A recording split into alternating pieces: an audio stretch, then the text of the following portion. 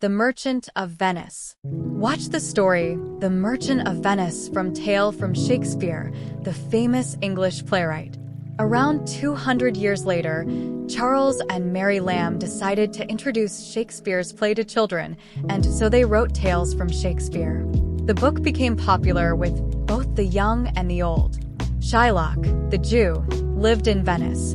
He was a usurer who was very wealthy. He used to lend money at very high rates of interest to Christian merchants. He was a hard-hearted man and was disliked by all good men, particularly by Antonio, a young merchant of Venice. Shylock too hated Antonio because he used to lend money to people when they were in trouble and would never take any interest for the money he lent.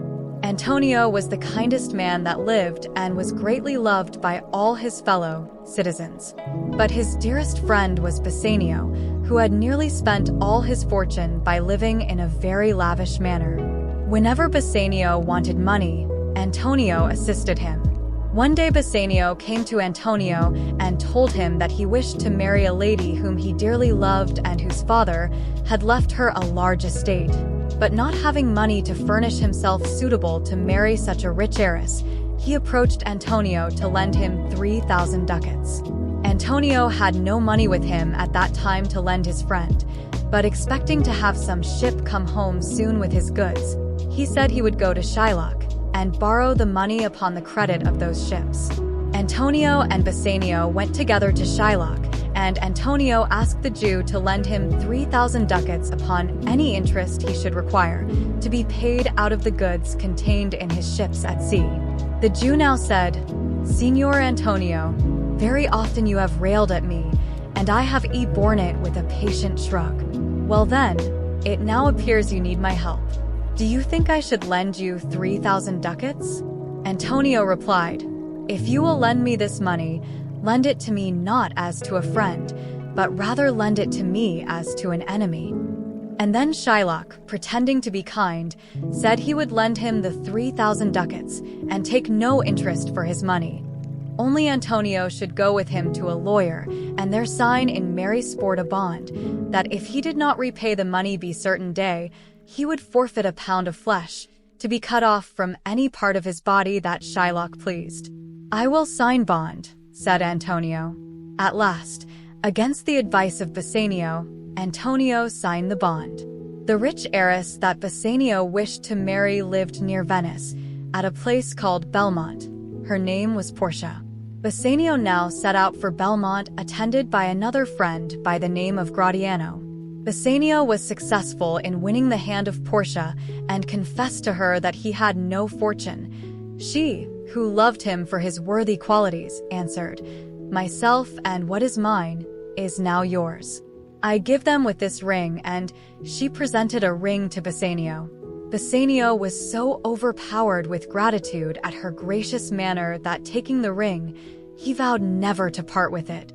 Gratiano and Nerissa, Portia's waiting maid, took a liking to each other and wished to be married at the same time as Bassanio and Portia. Their happiness turned to complete sorrow at this moment via messenger, who brought a letter from Antonio. When Bassanio read Antonio's letter, he turned pale. He then told Portia of his borrowing the money from Antonio, and of Antonio's procuring it from Shylock the Jew, and of the bond by which Antonio had agreed to forfeit a pound of flesh, if it was not repaid by a certain day. And then Bassanio read Antonio's letter, the words of which were, "Sweet Bassanio, my ship are all lost, my bond to the Jew is forfeited, and since in paying it, it is impossible I should live. I wish to see you at my death." Portia then said she would be married to Bassanio before he set out, to give him legal right to her money, and that same day they were married, and Gratiano was also married to Nerissa, and Bassanio and Gratiano set out in great haste for Venice, where Bassanio found Antonio in prison.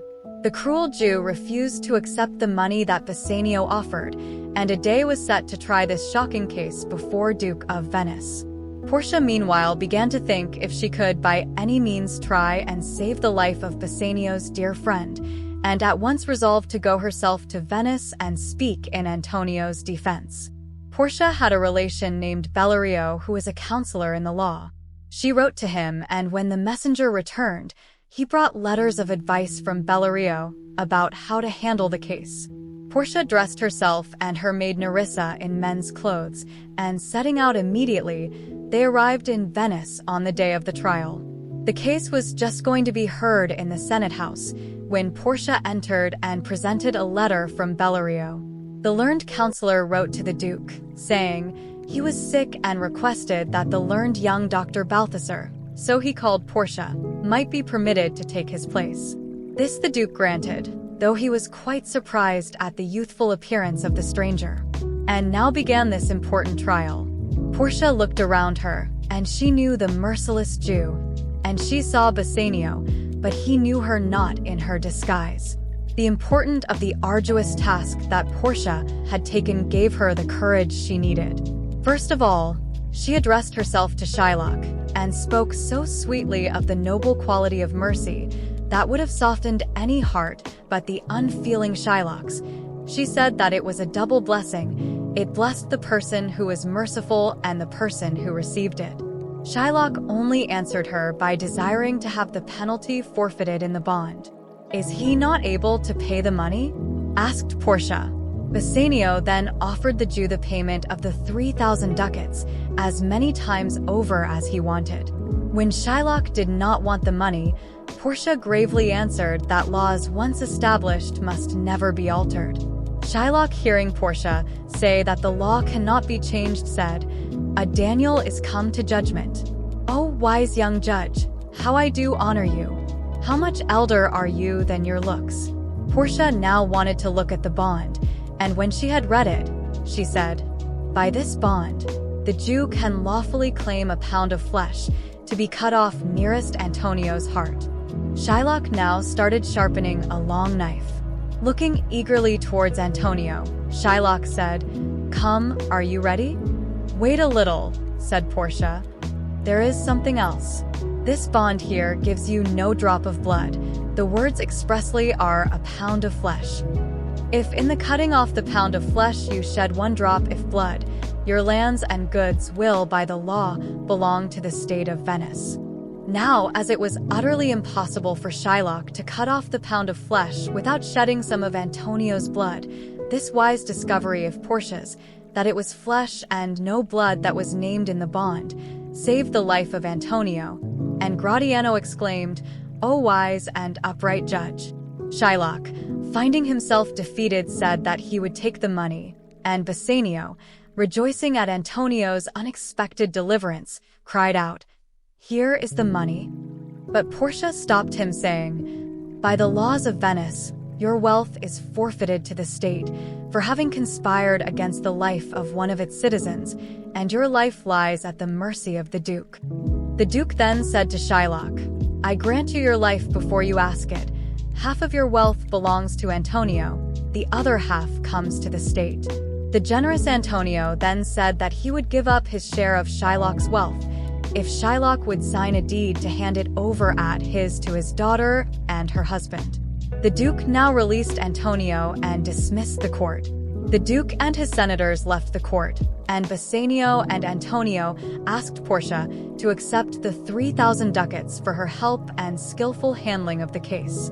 But Portia would not accept the money, but asked for the ring which she had given him, and which was upon his finger.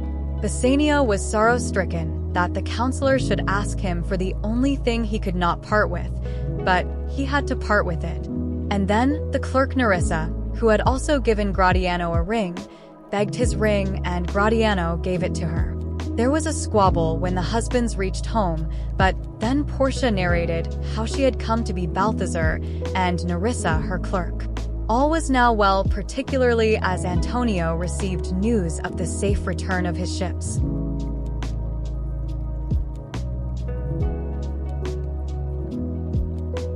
Enjoying our stories? Hit the subscribe button to stay updated with our latest content.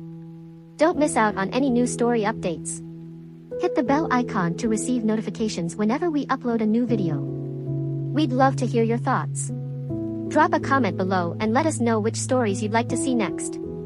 If you loved this story, give it a thumbs up and share it with your friends and family to spread the joy of storytelling. Remember to subscribe for more captivating tales and hit the bell icon to never miss an update.